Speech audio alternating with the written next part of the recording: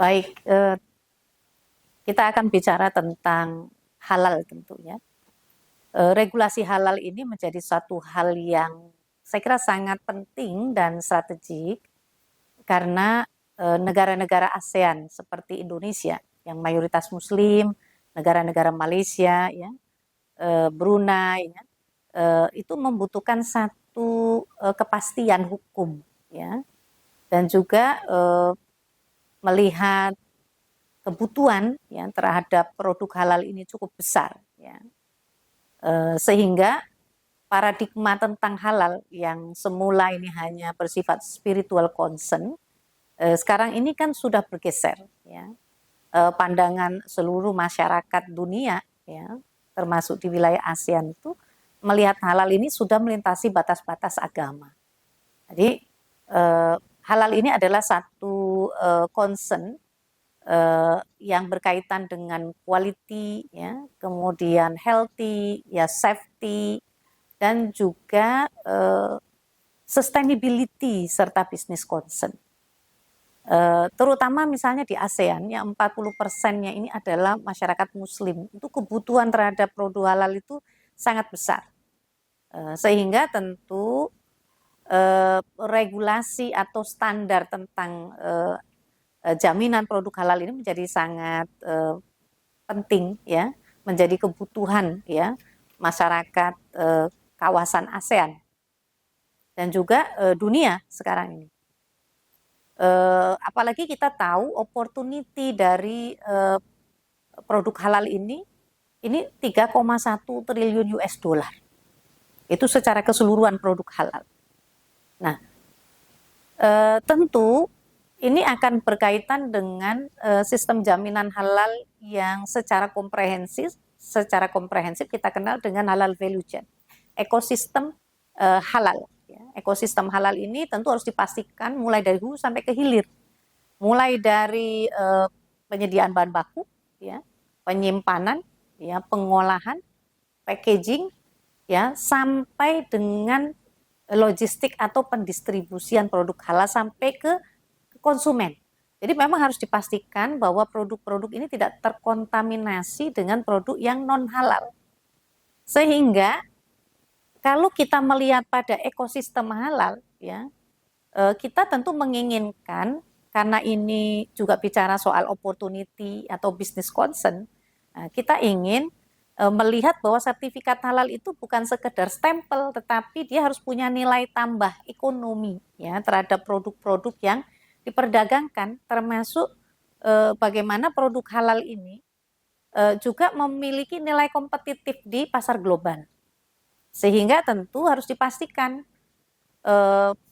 bahwa ekosistem halal ini betul-betul efisien, ya, efektif dan juga efisien, sehingga tentu produk-produk halal yang memiliki sertifikat dan label halal itu produk halal yang harganya itu kompetitif, ya.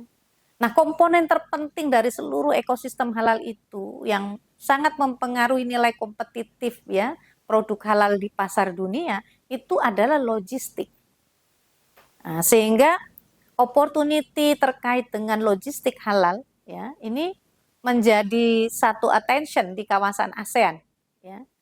Karena opportunity-nya itu mencapai 32 ya, 321,2 miliar US dollar. Itu tahun 2023. Perkiraan tahun 2030, ya, 2033 itu akan terus meningkat, ya, mencapai 528,2 miliar US dollar. Itu satu peluang opportunity, ya, bisnis yang sangat besar sekali. Sehingga ini menjadi concern dan seluruh negara-negara ASEAN bersepakat bahwa persoalan logistik halal ini menjadi persoalan yang sangat penting, dan mereka memiliki persepsi yang sama agar logistik halal ini, ya, itu betul-betul bisa memberikan kepastian atau legal protection, sehingga tentu ini bisa memberikan satu manfaat ya, manfaat dan juga kepastian. Ya. Jadi manfaat dan juga halal assurance ya bagi konsumen di wilayah masyarakat ASEAN maupun global. Sehingga seluruh negara-negara ASEAN bersepakat di tahun 2024 dalam satu konferensi logistik halal ASEAN untuk membuat satu standar, ya, standar logistik halal ASEAN atau One Halal Standard untuk logistik halal. Nah, ini saya kira menjadi satu catatan penting ya dalam perkembangan hukum jaminan produk halal atau hukum bisnis halal ya, yang tentu perlu beradaptasi ya, menangkap pesan-pesan kebutuhan hukum masa depan ya atau hukum yang futuristik itu perlu ditangkap dalam pembaruan hukum terutama yang berkaitan dengan hukum jaminan produk halal atau hukum bisnis halal. Tentu itu harus disesuaikan ya, disesuaikan dengan kebutuhan zaman ya, kebutuhan akan peluang-peluang bisnis halal ke depan. Karena Indonesia ini kan negara yang mayoritas muslim dan pasarnya juga cukup besar. Saya kira perlu ada satu kesepakatan atau rekomendasi ya untuk membuat satu one standar halal ya segera bisa terrealisasi dan juga perlu dilakukan harmonisasi ya undang-undang jaminan produk halal yang tentu mengatur secara lebih detail, lebih jelas yang berkaitan dengan halal assurance ya, halal assurance yang berkaitan dengan logistik halal. Saya kira itu.